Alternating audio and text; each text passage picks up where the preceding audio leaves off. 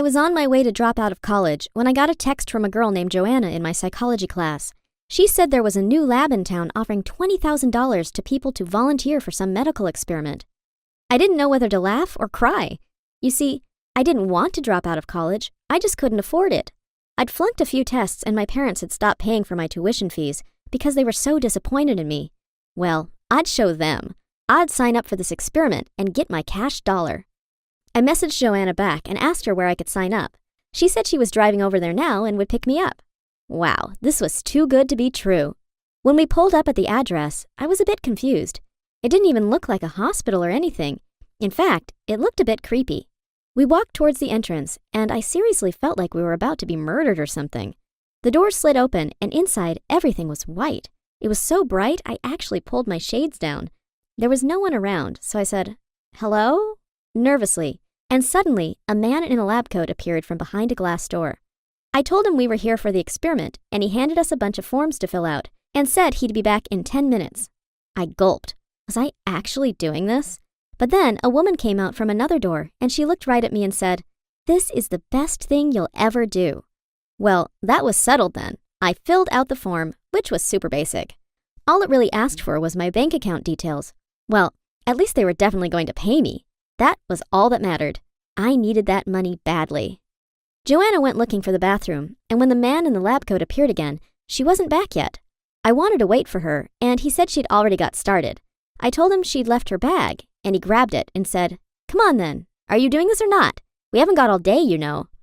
I reminded myself of the money and followed him. Then I realized there was glass everywhere, but I couldn't see anything. I asked the man about it, and he said it was only glass on one side. The medical professionals inside could see me, but I couldn't see them. I wondered which room Joanna was in, and then as we turned a corner, I heard what sounded like her voice. And it sounded like she was panicking. My whole gut was screaming, "No!" And yet I kept following the man. He told me just to ignore the sounds, that the new lab technician had hurt her hand that morning and was in a lot of pain. Something wasn't right about this. But then he took me into a room, and it was filled with sofas and beanbags and soft music, and I instantly felt relaxed. He asked me to take a seat and then offered me tea, and I thought to myself, okay, this isn't so bad. "So what is this experiment exactly?" I asked and sipped my tea. And the man laughed and said it was harmless, just an experiment to test my memory. He said they were conducting a study on how to store memories, so that when people got Alzheimer's, they could implant these memories back into their head. Whoa, I thought. My grandma should have done this then. She actually did have Alzheimer's. Surely I was too young for this, I said to him, but he replied with, "The younger, the better." Then he asked me to follow him again. The next room had lots of machines and wires, and it felt like a hospital. I took a seat, and he started attaching wires to my head.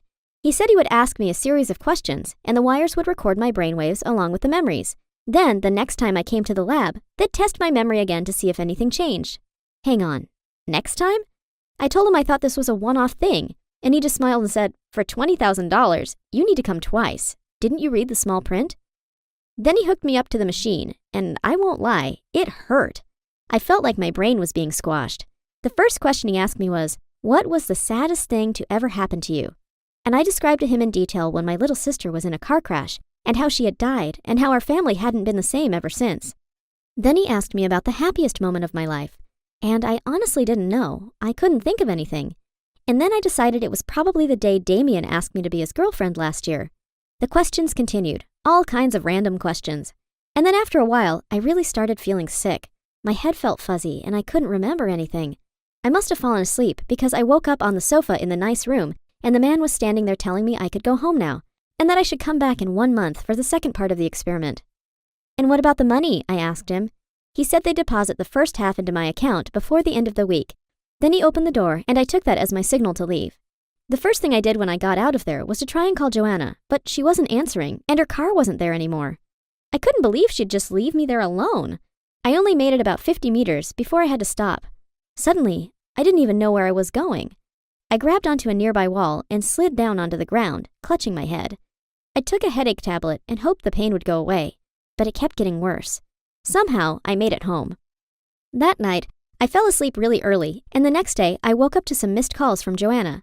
When I got to college later that morning, I saw her in the courtyard chatting to Damien. I hadn't even known she had a boyfriend. She was flirting with him, and I marched right up to her and asked why she'd just left me yesterday. She said she hadn't been feeling well, so she rushed home. Then she gave Damien a hug goodbye and asked if we could talk. I didn't want to talk to her. I felt like hitting her. But I wanted to know if she'd received the money yet. She said she hadn't, but that it would come soon. Then she said she'd been feeling kind of emotional since yesterday. I told her I just felt sick, and then suddenly she was crying. She said she missed her sister so much, and life was just really sad without her in it. I felt bad for her. I couldn't imagine losing a sister. I mean, I was an only child, so I didn't even know what it felt like. But then I got a message from my mom asking if I could pick up flowers on the way home for Amy's grave, and I had no idea who Amy was. My head felt fuzzy, and all I could think about was the clock ticking. If I didn't pay my tuition before the end of the month, I'd be kicked out of college. That day I passed out in class. Luckily, it was in psychology, so Joanna was there too.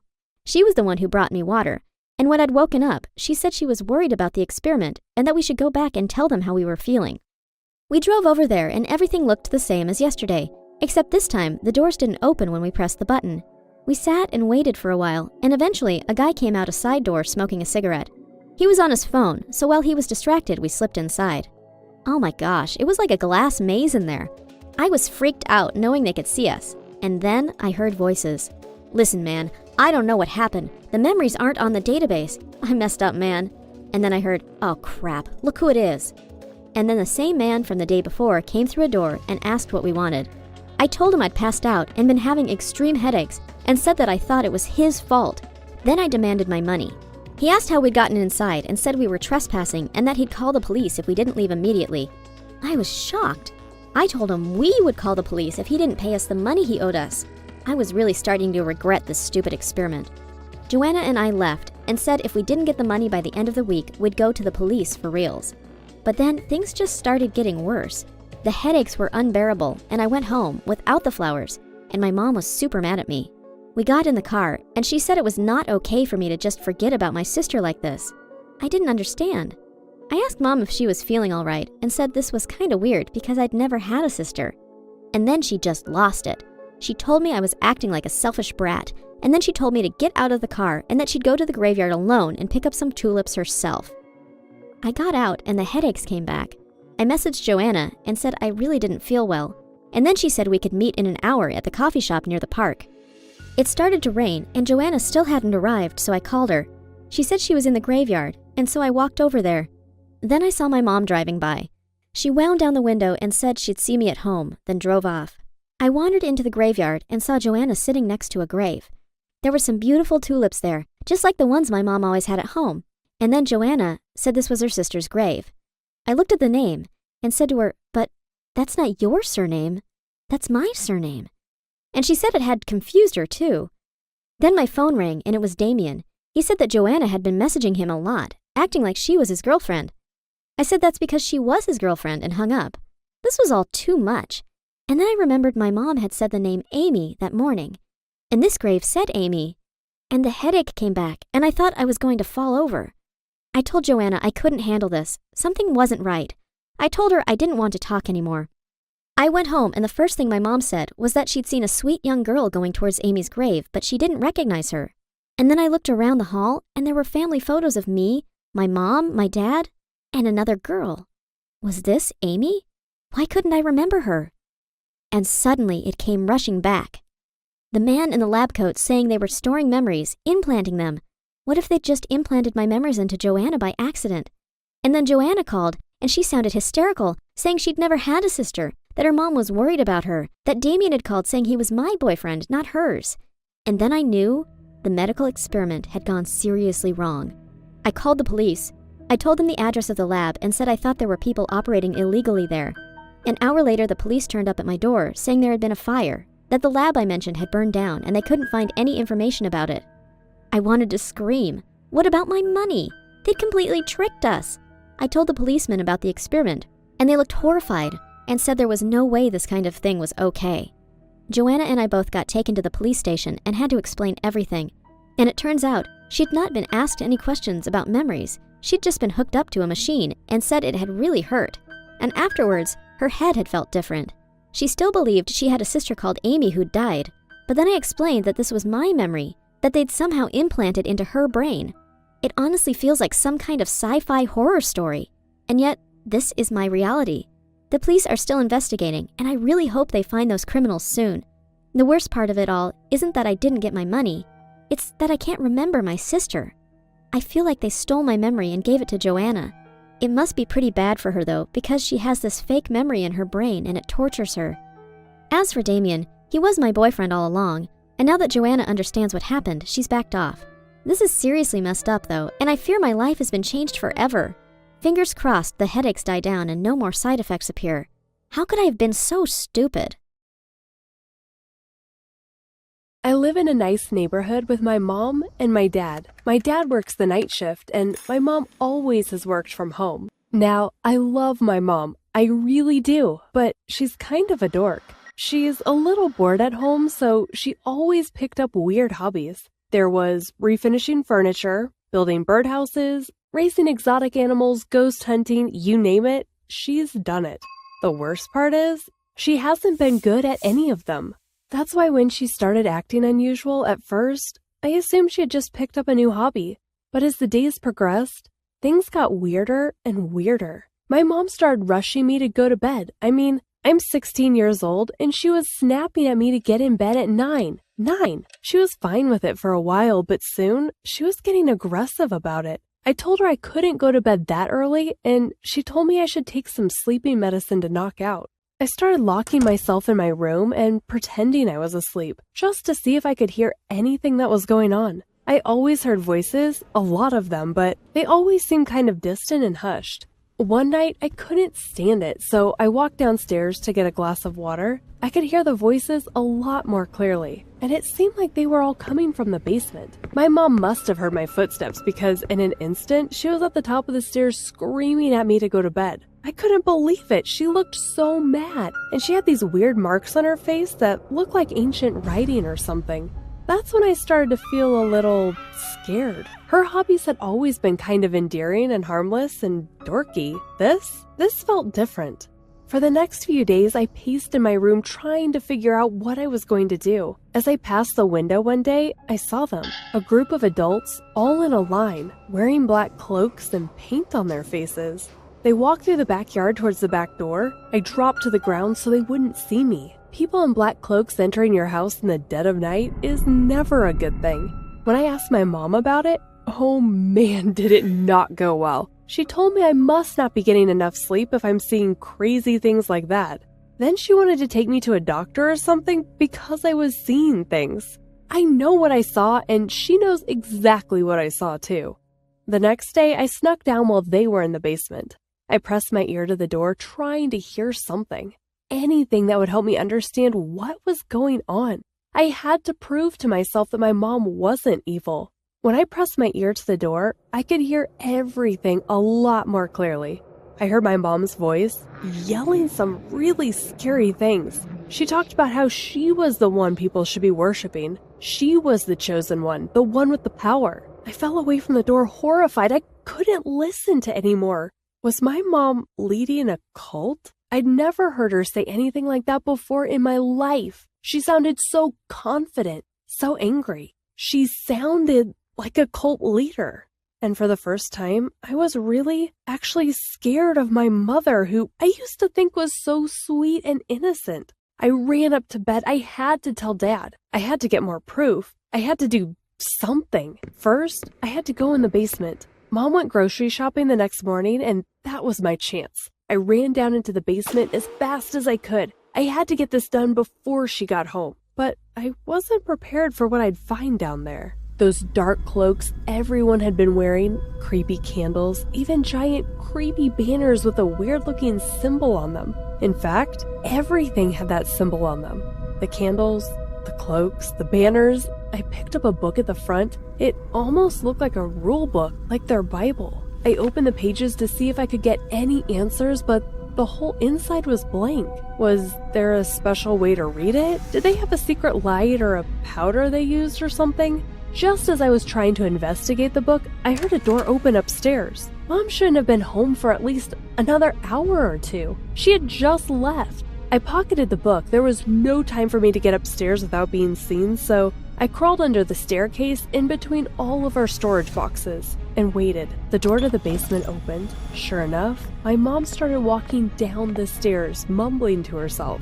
I tried to hide myself even more. I could feel the spiders crawling all over me. I could feel the cobwebs tickling the back of my neck and my face. I bit my tongue so I wouldn't scream. Finally, Mom came into view. She rolled her eyes and grabbed her wallet off the table. I heaved a sigh of relief as she ran back up over the stairs. I waited until I heard the front door slam before I crawled out. I couldn't believe I was hiding from my own mother. That night, before my dad left for work, I pulled him aside. I tried to tell him everything, the weird people in the house, the whispers, the creepy stuff Mom was saying. I even handed him the book, but he asked if I had made it in art class. He thought I was lying. I tried to defend myself and tell him I wasn't, but he just kissed me and left for work. I was fuming. Have you ever had your parents just ignore you because they think you're being a dumb kid? Or had them treat you like you don't know how the world works or what you're talking about? That almost made me more mad than all the secrecy going on with Mom. Something was going on, and if he wasn't going to listen, I was going to have to prove it for myself. I told my mom that Friday night I was going to go to a friend's house. She seemed excited, but like she was trying to hide it and act all nonchalant. I had my plan in motion. I would go to my friend's for an hour or two and sneak home at 10, right when I knew she'd be having those people over. The time came and I left my friend's house. As I turned the corner towards my own house, I noticed a glow coming from the backyard. I crept around the corner. I could hear the roar of a fire. My heart started to pound. What on earth were they doing back there with a fire? I peeked through the hole in the fence. What I saw on the other side will be burned into my memory forever. The group with all the people in cloaks were in a circle around the fire, and my mom was standing on a box yelling at them, yelling at one person in particular. She screamed at a small woman opposite her, calling her a traitor, saying she betrayed the whole group and deserved to be punished. The woman was shaking. She seemed so scared. What was my mom doing? I'd never seen her like this my entire life. She was terrifying. My hands started to shake uncontrollably and I could barely breathe. The other group members grabbed the woman. The fire illuminated their faces and made them look absolutely crazy. My mom said they were going to take care of the woman once and for all. Was my mom going to really hurt someone? The woman who raised me? The woman who used to cry at nature documentaries? Had the power really gotten to her head? The woman screamed on the other side of the fence. I had to avert my eyes. I couldn't watch this madness. I had to do the right thing. I pulled out my phone and dialed 911. My fingers were shaking as I punched it in. How could I do this to my own mother? What was wrong with me? Was I making the right choice? All these questions screamed in my head, but when the operator picked up, I knew what I had to do. I told them my mom was about to hurt someone and gave them the address. I sat against the fence looking away from everyone as I waited for the police to arrive. When the red and blue police lights flashed over the house, I heard a hush fall over the other side. I ran to meet the police with tears in my eyes. I told them everything. My mom was in a cult and she was about to punish one of the members. The police officers looked shocked. I hid behind them as they busted into the backyard. My mom immediately put her hands up and asked, "What the heck is going on?" The woman that had been screaming had a look of confusion on her face, not of relief. That's when I knew something was wrong. That's when I knew I was wrong. My mom explained that they were just rehearsing for a community play. I felt my stomach churn. I was so confused.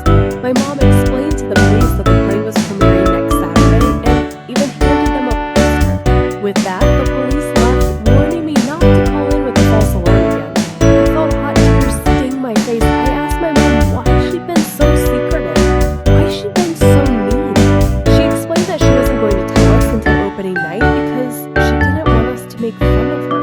We'd always been so judgmental of our hobbies. She just didn't want to embarrass herself until she could prove to us that she was actually good at this, that she had actually found something she excelled at. I felt terrible. I had made my own mother feel bad about herself. I had made her feel like she couldn't explore and be herself without us making fun of her, and it made me feel so guilty. I apologized and gave my mom a hug. The next Saturday, Dad and I went to see her perform the play. She was incredible. I mean, Oscar-worthy. I couldn't believe my mom was such a good actress. Since then, Dad and I have both really encouraged Mom's hobbies. I've come to realize when someone loves something, we should just let them love it. Poking fun at people's ambitions isn't funny. It's just kind of mean. I had always viewed my mom as just my mom, when really, she was a person like me, who is just trying to find something to do that she enjoys. Have you ever made fun of your parents, or siblings, or friends for their weird interests?